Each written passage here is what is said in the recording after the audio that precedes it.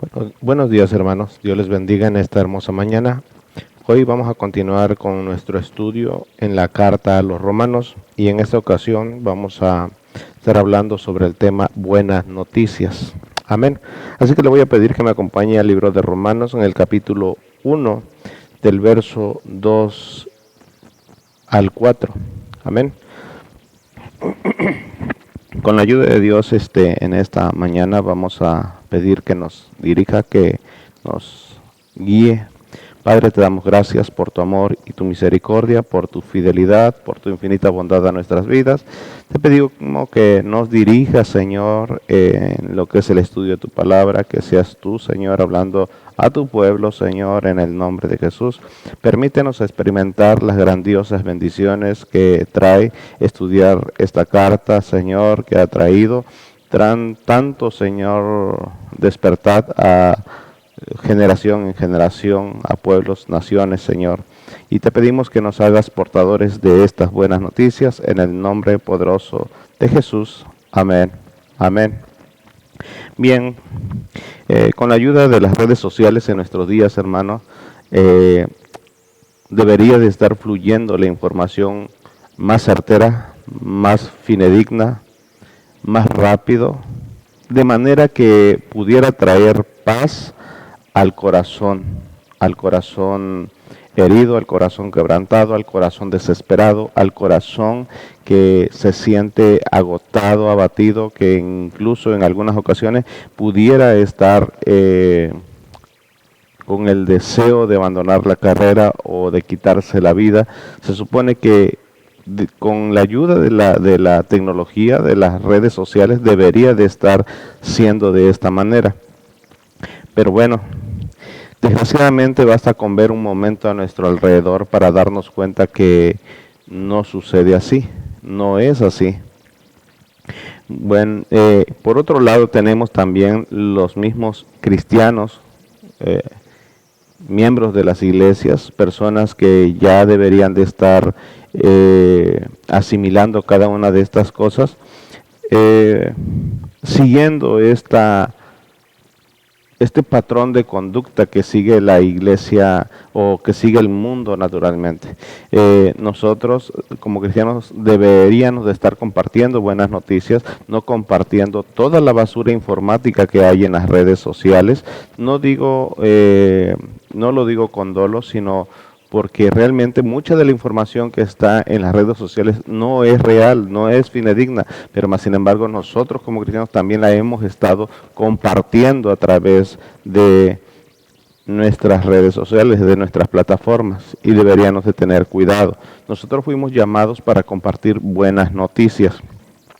Antes de empezar nuestra exposición, quisiera aclarar 3 puntos fundamentales. El primero es que esta carta a los romanos no es un libro de relatos.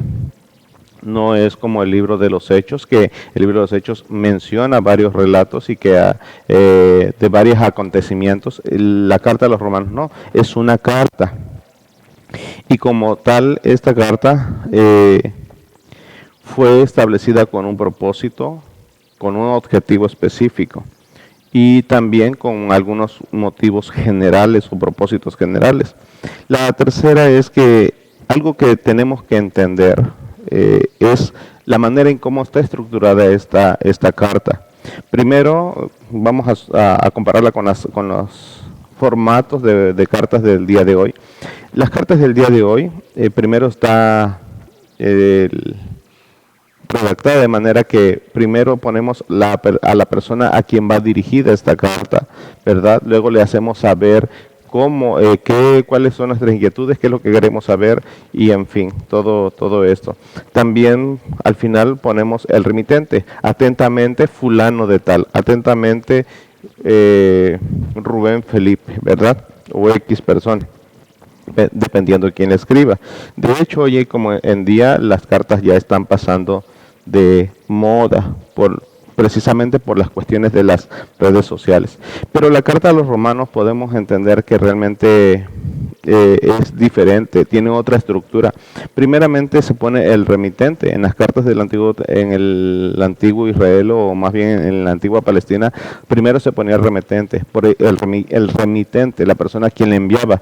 Por esta razón es que Pablo empieza la carta: Pablo, apóstol de Jesucristo, llamado a ser, eh,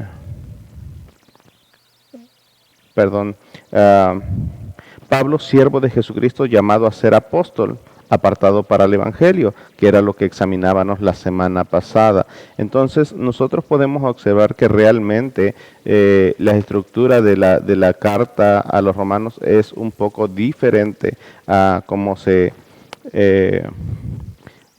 ven las cartas del día de hoy. Amén.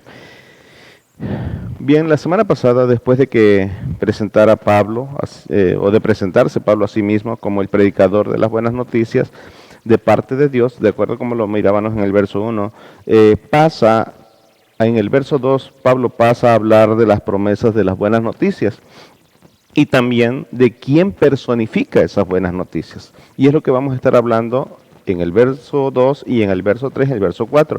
El verso 2 nos habla de la promesa de las buenas noticias y la veracidad que tiene esta, ¿verdad? Y el verso 3 y 4 nos habla de quién personifica esas buenas noticias. Estos dos puntos son los que vamos a estar examinando el día de hoy.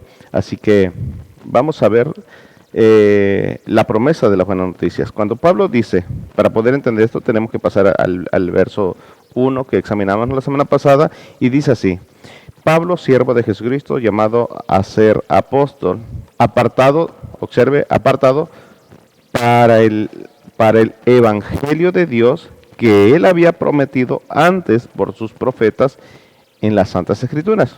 Bien, el apóstol Pablo se encuentra presentando y aclarando los posibles rumores que existían en esa época y posiblemente que posiblemente habían llegado, esos rumores posiblemente ya habían llegado a la iglesia en Roma. Entonces él se pone a aclarar, ¿verdad?, este asunto. Recordemos que Pablo constantemente y con mucha frecuencia era acusado por predicar en contra de la ley y de Moisés y las costumbres judías. Esto lo podemos ver en Hechos 21:21. Después de que Pablo presenta un informe detallado a los hermanos que están en Jerusalén, hablando Jacobo, toma la palabra Jacobo, o como también se le conoce como llamado Santiago, ¿verdad?, con regularidad también, dijo: pero se les ha informado en cuanto a ti, que enseñas a todos los judíos que están entre los gentiles a apostatar de Moisés, diciendo que no se circunciden y sus hijos, que no circunciden a sus hijos ni obedezcan las costumbres. Esta era la acusación que regularmente había contra Moisés, contra Pablo, con regularidad. Entonces Pablo por eso presenta este argumento, ¿verdad?, después de haberse presentado en el verso 1, entonces empieza a decir: este es el evangelio, ¿verdad? Este es lo que yo predico. Es como una manera de aclarar que él no tiene ningún problema con predicar acerca de la ley, y lo podemos ver más adelante en el libro de Romanos, pero lo estaremos examinando más adelante. Bien, estos eran los rumores de los cuales Pablo era acusado constantemente, por eso es que él lo aclara en su carta.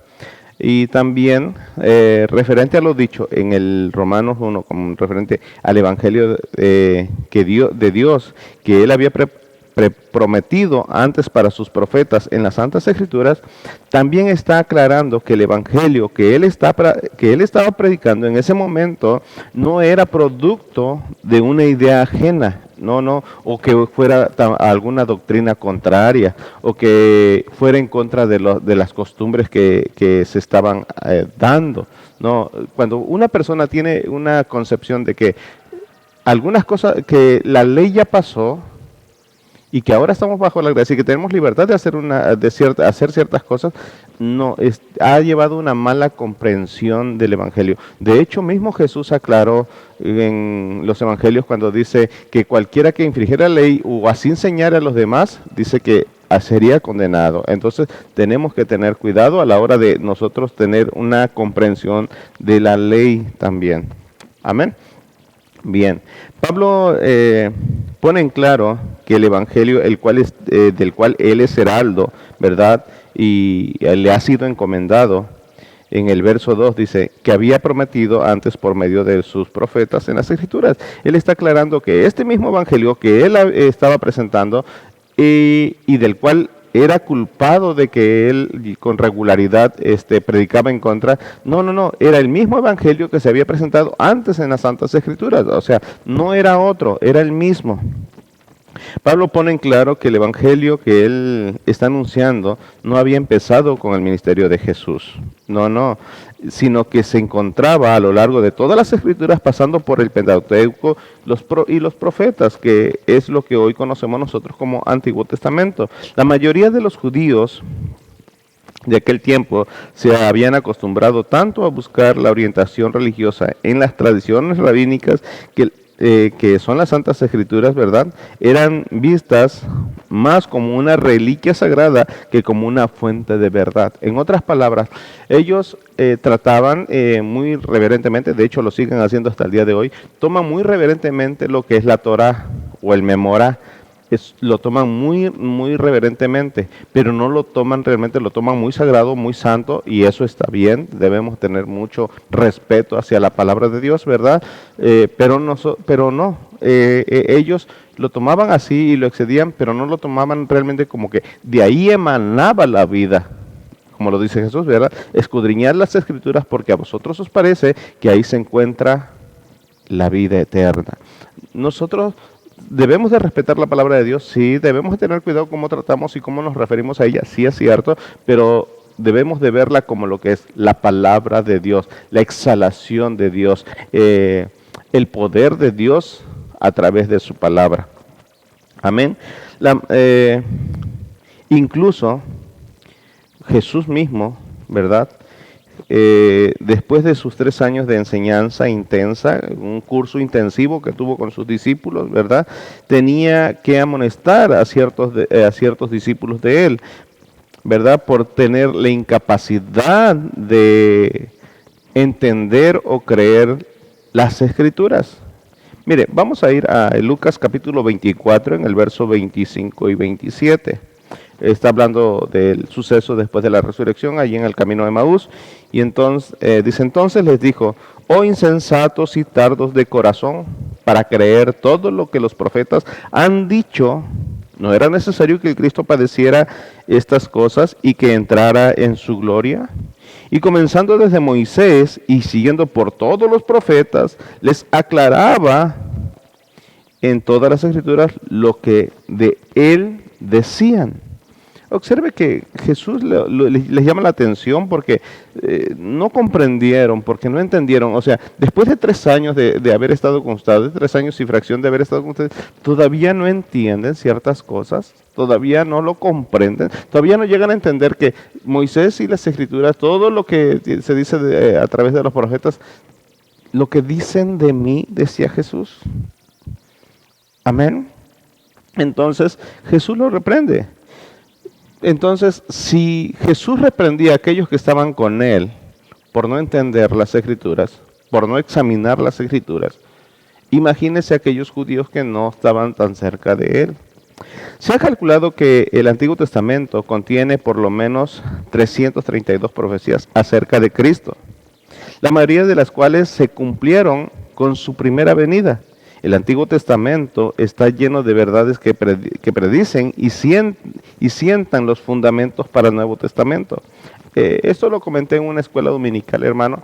No podemos comprender el Nuevo Testamento sin conocer el Antiguo Testamento. No podemos, porque el Antiguo Testamento siembra las bases del Evangelio por el cual nosotros hemos sido llamados y hemos sido justificados en la cruz. Entonces no podemos comprender el Nuevo Testamento si no conocemos el Antiguo Testamento. Es fundamental que tenemos que comprenderlo o tenemos que estudiarlo. De hecho, empecé yo la clase cuando en una escuela dominical es ¿por qué debemos de estudiar el Antiguo Testamento? Amén. Bien.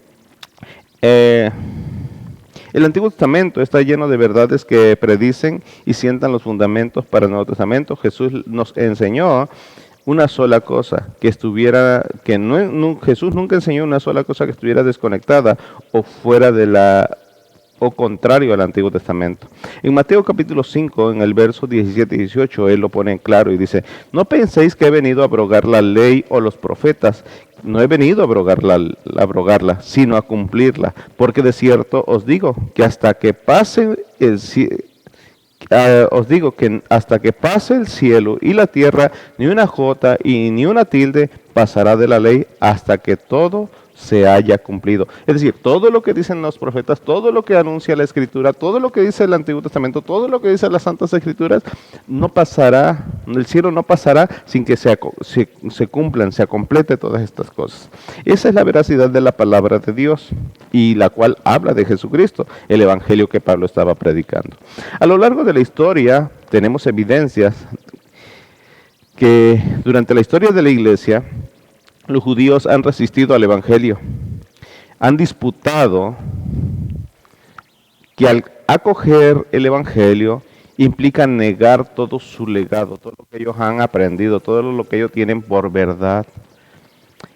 Y ciertamente, convertirse al cristianismo exige la negación, hasta cierto punto, ¿verdad?, de un legado cultural y religioso.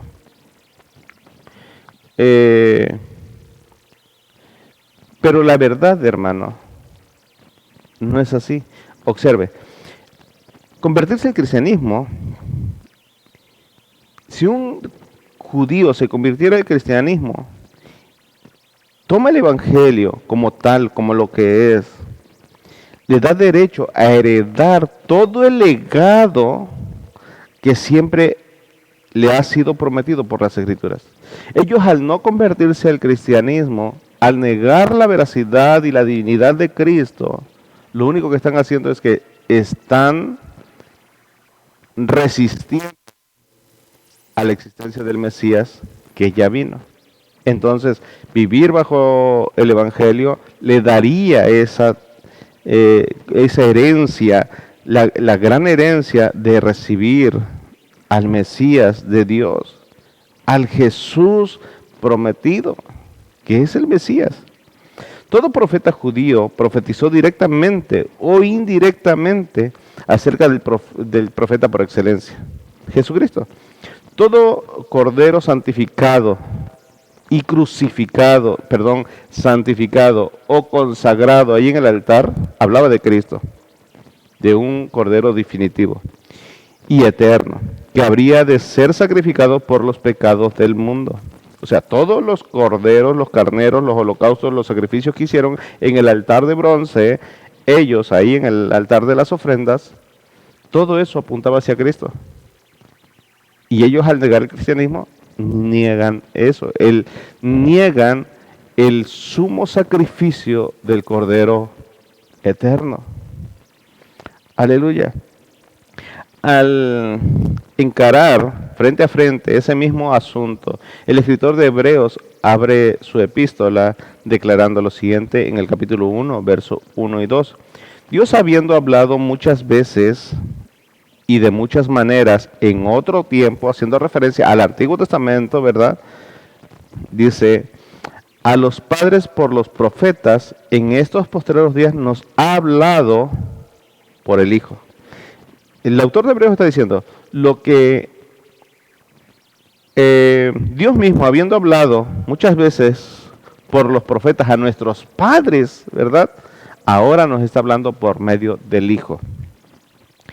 Pedro también acentuó una misma verdad en su primera carta. En primera de Pedro, capítulo 1, 10 al 12, dice, los profetas que profetizaron de la gracia destinada a vosotros, inquirieron y diligentemente indagaron acerca de esta salvación escudriñando qué persona y qué tiempo indicaba el Espíritu de Cristo que estaba en ellos, el cual anunciaba de antemano los sufrimientos de Cristo y la gloria que vendrían tras ellos. A esto se les reveló que no para sí mismos, sino para nosotros administraban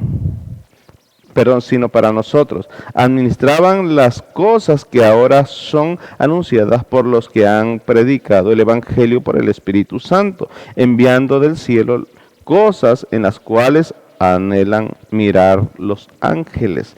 Es glorioso, hermano, es glorioso lo que acentúa Pedro.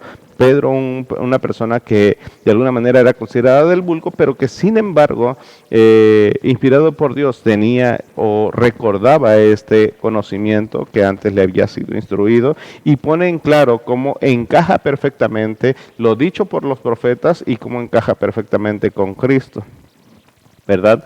Los profetas del Antiguo Testamento hablaron en términos generales del nuevo pacto, ¿verdad?, que se había anticipado. Por ejemplo, lo tenemos como lo dijo Jeremías en el capítulo 31, verso 31 al 34, y como lo dijo Ezequiel en el capítulo 36, 25 al 27. Así como en términos muy específicos del Mesías, quien habría de traer consigo el cumplimiento de ese pacto, como lo dijo Isaías capítulo 7 en el verso 18 y en el capítulo 9 versos 6 y 7. También Isaías 53 verso 1 al 12.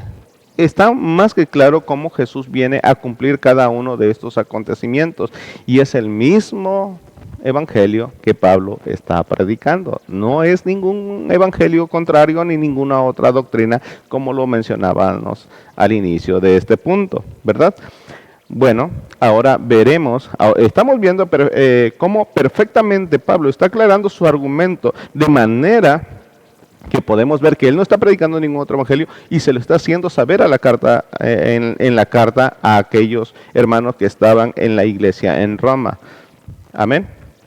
Para que lo recibieran con gusto, para que anhelaran su venida.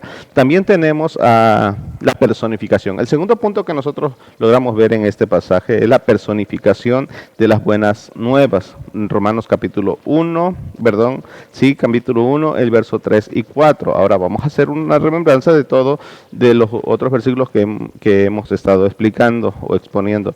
El evangelio de Dios que él había prometido antes por sus profetas en las Santas Escrituras. Verso 3, es decir, yo fui llamado para el evangelio que él había prometido antes por sus santos profetas en las Santas Escrituras. 3, acerca de su Hijo, nuestro Señor, que era del linaje de David según la carne. Es algo de lo que veníamos hablando, pero ahora vamos a ver esas buenas noticias personificadas en Cristo, que fue declarado Hijo de Dios con poder según el Espíritu de Santidad por la resurrección de entre los muertos. Estos dos versículos hacen referencia al poder de Dios que actuó para mostrar que Jesucristo es el Hijo de Dios, designado en las Escrituras como descendía o de la descendencia de David y por la resurrección de los muertos. Ahora bien, necesitamos como cristianos, ¿verdad?, como iglesia gentil, necesitamos tener en claro cómo Dios personifica o hace personificar el evangelio a través de Cristo. Amén. Tenemos que tenerlo bien claro, hermano. Es fácil creer de una manera fanática. Yo conozco muchos hermanos, los respeto mucho, pero tienen una fe fanática, una fe que no está fundamentada.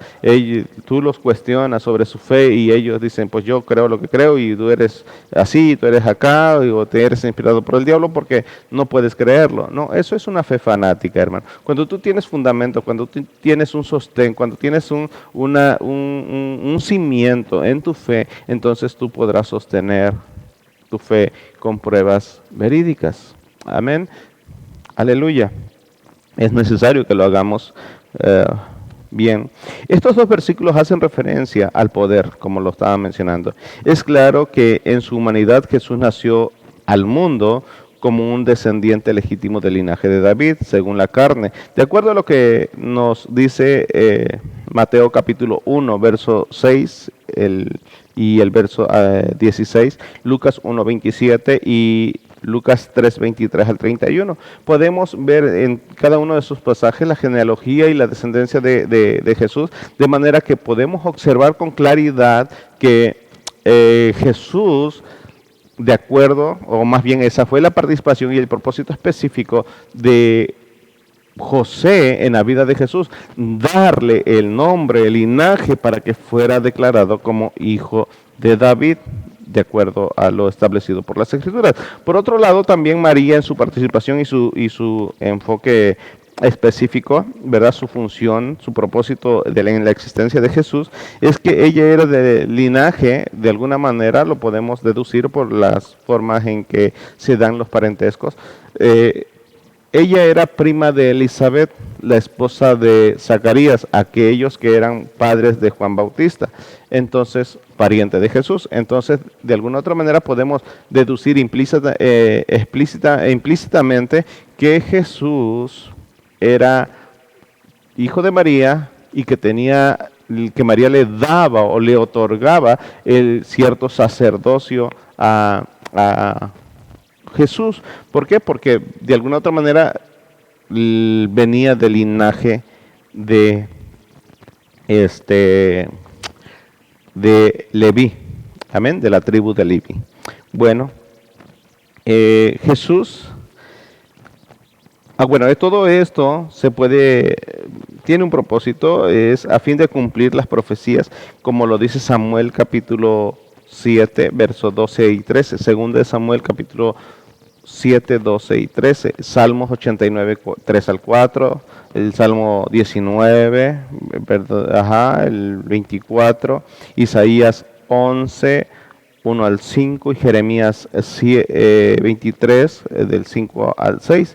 El Mesías tenía que ser llamado del linaje de David para poder cumplir la profecía de acuerdo a estos pasajes. Jesús cumplió esas predicciones mesiánicas tal como lo cumplió todos los demás como descendiente de David. Jesús heredó el derecho para restaurar el reino y sentarse sobre el trono de David, como está predicho, el reino prometido que no tendría fin, de acuerdo a lo que dice Isaías capítulo 9 en el verso 7, ¿verdad?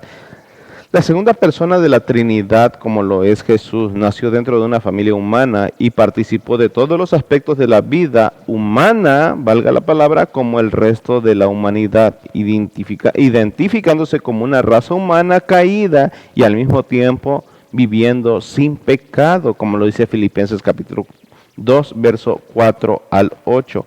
Por esta razón se convirtió en el sumo sacerdote perfecto, siendo plenamente Dios, pero también plenamente hombre, a fin de que se cumplieran los requisitos según los hombres, según Hebreos capítulo 4, en el verso 15, porque no tenemos un sumo sacerdote que no pueda compadecer de nuestras debilidades, sino uno que fue tentado en todo según nuestras semejanzas, pero sin pecado.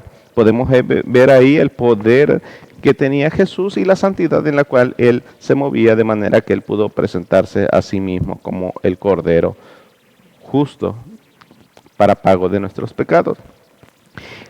Veamos la oración sacerdotal que él hace ahí en el libro de San Juan, en el capítulo 17, tomando el verso 1 y el verso 5, dice: glorifica a tu Hijo, porque también tu Hijo te glorifica a ti. Y unos momentos más tarde, él implora lo siguiente: Padre, glorifícame tú al lado tuyo, con aquella gloria que tuve contigo antes que el mundo fuese. Esto pone un atributo más ahí de Cristo, su preexistencia. ¿Qué quiere decir esto? Quiere decir que Él existió desde antes. En toda la eternidad Jesús ha estado presente, pero no como Jesús, sino como Dios Hijo, ¿verdad? En Juan 1, capítulo 1, versos 2 y 3 dice: este era en el principio con Dios, todas las cosas con Él fueron por Él fueron hechas, y sin Él nada de lo que ha sido hecho fue hecho. Observe con claridad. Esto nos marca con mucha rigurosidad la preexistencia de Cristo. No deja margen a saber que a partir nada más de su ministerio terrenal, ahí estuvo la existencia. No, Él ya existía de antes. No era un ángel como muchos lo mencionan, no, era Dios mismo, porque observe que dice, todas estas cosas fueron hechas y sin Él nada de lo que ha sido hecho fue hecho. No participó como un espectador nada más, no, Él fue un participante activo porque es Dios. Amén. La historia nos hace referencia a Él también. En la historia secular está repleta de recuentos sobre la vida y obra de Jesús.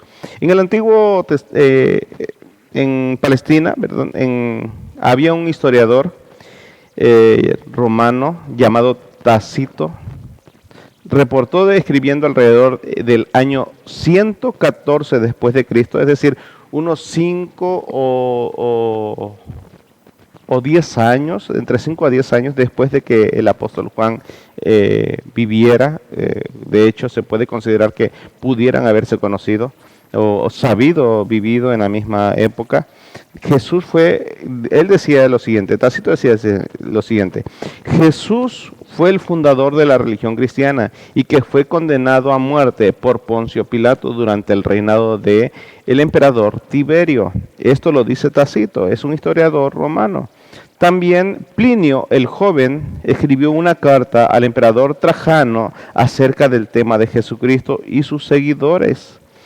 Jesús se menciona incluso en el Talmud judío de Babilonia, ¿verdad? También es mencionado ahí.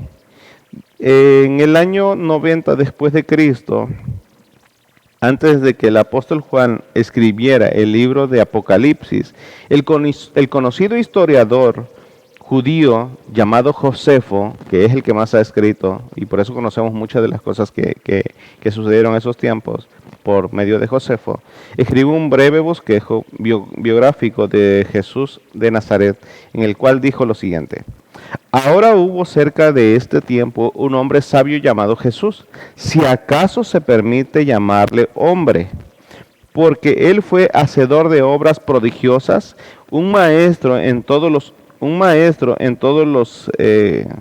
hombres que reciben con agrado la verdad. Atrajo así muchos judíos y muchos gentiles. Él fue Cristo. Cuando Pilato, por sugerencia de los hombres principales entre nosotros, observe que él se puede considerar que todavía de alguna manera él es un hombre culto, es un hombre, una persona, es un historiador, ¿verdad? Es una persona que tiene conocimiento, pero él reconoce que las personas que estaban entre ellos en ese tiempo fueron los que estimularon la muerte de Jesús. Por eso dice, cuando Pilato, por sugerencia de los hombres principales entre nosotros, porque también era judío, le condenó a la cruz, quienes se amaban, no les abandonaron, dice, quienes le amaban a Cristo, ya que Él se le apareció vivo de nuevo al tercer día, como los profetas divinos habían predicho estas cosas. 10,000 otras cosas maravillosas acerca de él, y la tribu de cristianos, así llamada en aquel entonces, que se originó en él, no se ha extinguido hasta el día de hoy. Está hablando que para el año en que Cristo murió, vamos a ponerle que en el año 30, en el año 30 y algo, ¿verdad? Murió, pero estamos hablando de 60 años después. Este historiador judío llamado Josefo, él explica perfectamente que todavía no se acababan y que estaban presentes, que no los habían podido extinguir estos llamados de la tribu cristianos o del grupo cristianos. Él está aclarando, ¿verdad? Un testigo todavía más confiable fue el apóstol Juan, que también vivió durante esa época, quien escribió bajo la inspiración del Espíritu Santo en primera de Juan capítulo 4, versos 2 y 3. En esto conoced el Espíritu de Dios. Todo espíritu que confiesa que Jesucristo ha venido en carne es de Dios, y todo espíritu que no confiesa que Jesucristo ha venido en carne no es de Dios. Y este es el espíritu del anticristo, el cual vosotros habéis oído que viene y que ahora ya está en el mundo. Juan no estaba hablando de un mero reconocimiento vano o efímero del hecho de la humanidad de Jesús. Es decir, no era nada más simplemente saber que existía Jesús, no, sino que realmente creyeran que Jesús era el Cristo. Un sinnúmero de incrédulos a lo largo de la historia han estado dispuestos a admitir que hubo un hombre llamado Jesús quien vivió en el primer siglo y llevó una vida ejemplar.